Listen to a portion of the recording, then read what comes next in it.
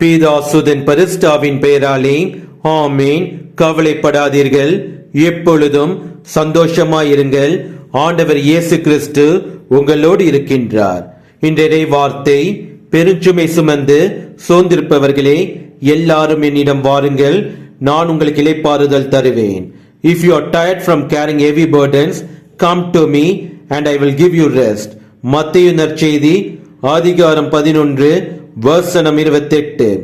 வாழ்க்கையில் துன்பங்களோடு போராடி சோர்ந்து அடுத்து வாழ்க்கையில் என்ன நடக்குமோ என்ற பயத்தோடு அச்சத்தோடு வாழ்ந்து கொண்டிருக்கலாம். உங்களை பார்த்து பிறர் இப்படி கேலி பேச்சுகள் பேசலாம். உங்கள் கடவுள் உங்களுக்கு என்ன செய்தார்? உங்களை காப்பாற்ற வரவில்லையா? உன் கடவுளுக்கு பயந்து நேர்மையா நடக்கிறாயே, அப்பொழுது நீ அழிந்து விடுவாய். உன் கடவுளுக்கு இங்கு என்ன வேலை? அவருக்கு இதை பற்றி என்ன தெரியும்? துன்பத்தில் வாழ்ந்து கொண்டிருக்கும் பொழுது இந்த கேலி பேச்சுகள் உங்கள் விசுவாசத்தை தளர செய்யக்கூடாது. உங்கள் சுமைகளை, துன்பங்களை, கவலைகளை அவரிடம் கொடுங்கள், அவர் பார்த்து கொள்வார்.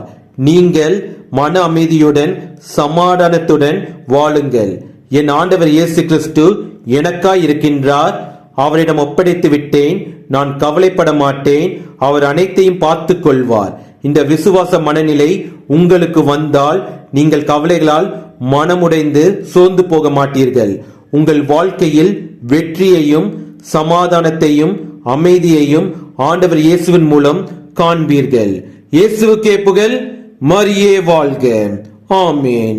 இன்று பிறந்த நாள், திருமண நாள் காணும் அனைவருக்கும் கடவுளின் ஆசீரும் அருளும் சமாதானமும் நிறைவாக கிடைப்பதாக உங்களுக்கு எங்களுடைய வாழ்த்துக்களும் ஜெபமும். வாழ்வு தரும் இறை வார்த்தை, ஆறுதல் அளிக்கும் இறை வார்த்தை, உண்மையை உணர்த்தும் இறை வார்த்தை, நம்பிக்கை தரும் இறை வார்த்தை, இது இயேசு வழங்கும் இறை வார்த்தை, இது இயேசு பேசும் இறை வார்த்தை.